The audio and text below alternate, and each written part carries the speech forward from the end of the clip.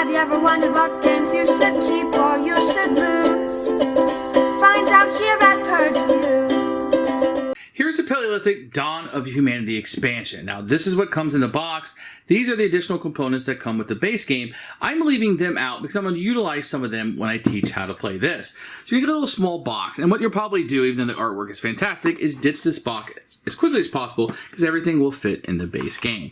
You will get a nice expansion rulebook that has all of the components you're going to be getting in the game. So some additional cubes, a new legendary character, enough to play an additional character, some animal skill cards, some new tribal tiles, and 2 additional stands.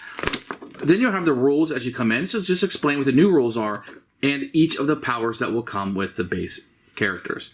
And the back of it is a little bit more in the comic book that they provide. All of the components match the base game perfectly, and you'll see here. You get a new Elder's Call. Activate your animal skill, then flip this card. So you can utilize that at his location.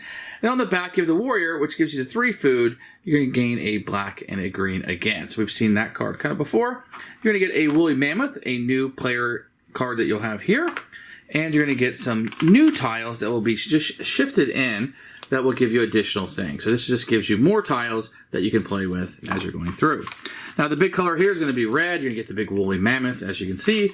And you're going to get 2 new stands so you can play with up to 6 players. That's going to be a big selling point of this.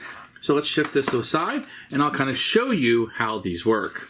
The Woolly Mammoth is going to allow you to move a tribal token or one of the huts to an adjacent location if he's in the same space as it. The Black Bear is going to move all of the cavemen in that location. So if you're playing with the additional rule of the tribe gives you something additional of the resources, it's going to be a very powerful card. And moving other people's cavemen could actually help them or hurt them depending on what their plans are. This will allow the leopard to move any of your cavemen or animal tokens up to a total of 3 steps. Remember, they have to start out in the same location. The Muntjac, each other player in the same ring as him must give up 1 owned resource.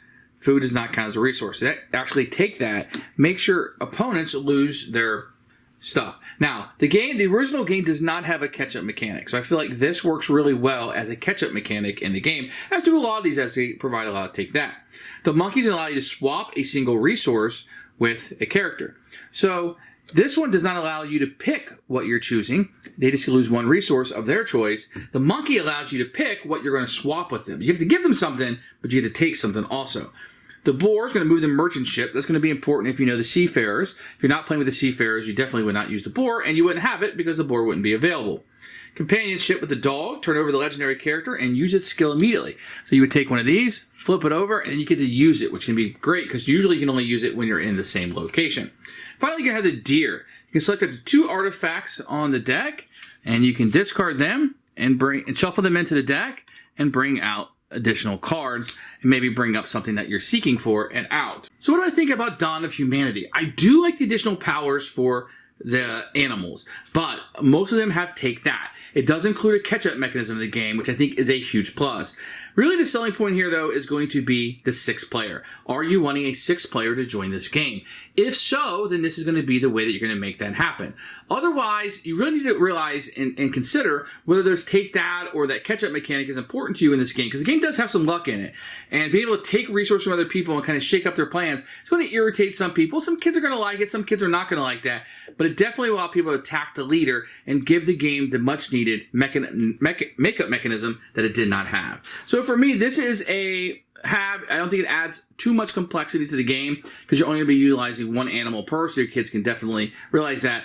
And it kind of gives you a reason why you have those animals. Why isn't a caveman? And why is there an animal on the board? Well, this gives you the purpose for that. So winner for me. I can easily recommend this as this is one of our favorite games to play.